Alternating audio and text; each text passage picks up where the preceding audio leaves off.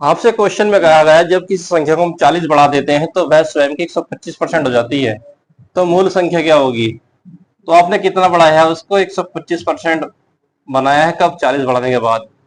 तो वैल्यू आपके पास जो बनती है 125 बटे में बनेगा 100।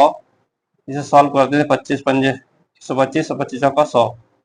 तो सीधी सी बात है, जो मूल संख्या आपके पास थी